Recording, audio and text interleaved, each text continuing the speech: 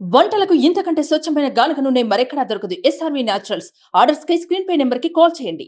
ఏపీలో ఎన్నికలు ముగిసిన తర్వాత కూడా జరిగిన హింసాత్మక ఘటనలపై టీడీపీ రంగంలోకి దిగింది.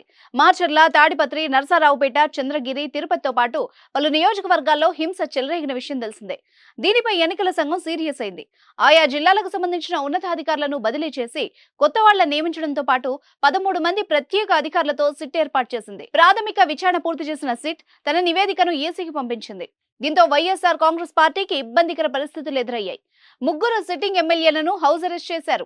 Tadipatri MLA Kethireddy, Peddareddy, Macherla MLA Pinnelli Ramakrishna Reddy, Narasaraopet MLA Gopireddy శ్రీనివాసరెడ్డిని పోలీసులు గృహ నిర్బంధంలో ఉంచారు. వాస్తవానికి చంద్రబాబు నాయుడు లేఖ రాసిన తర్వాతే ఈ చర్యలు ప్రారంభమయ్యాయి. అల్లర్ల వెనక వైసీపీ ఉందన్న విషయాన్ని ప్రజలకు తెలియజెప్పడంలో టీడీపీ విజయవంతమైంది. కేంద్ర పెద్దల నుంచి అందుతున్న సాయంతో వైసీపీ దూకుడుకు చెక్ పెట్టిందని ఎనలిస్టులు అంచనా వేస్తున్నారు. అది ఎలా అంటే, ఎన్నికలు జరిగిన రోజు, ఆ తర్వాత 2 రోజుల పాటు జరిగిన హింసాత్మక ఘటనలకు సంబంధించి తెలుగుదేశం పార్టీ పూర్తి ఆధారాలను ఒక పెన్ డ్రైవ్ లో లోడ్ చేసింది. కీలక విషయాల్ని అందులో పొందుపరిచింది. విచారణకు నేతృత్వం వహిస్తున్న ఐజీ వినీత్ బృందానికి ఆ పెన్ డ్రైవ్ ను అందజేసింది.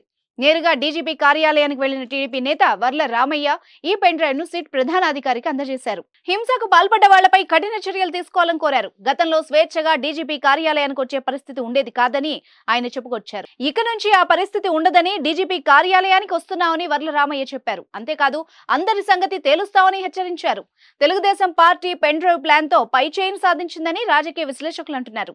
సుమన్ టీవీలో మీ పర్సనల్ అండ్ బిజినెస్ ప్రమోషన్స్ కోసం కింది నెంబర్ కి కాంటాక్ట్ చేయండి.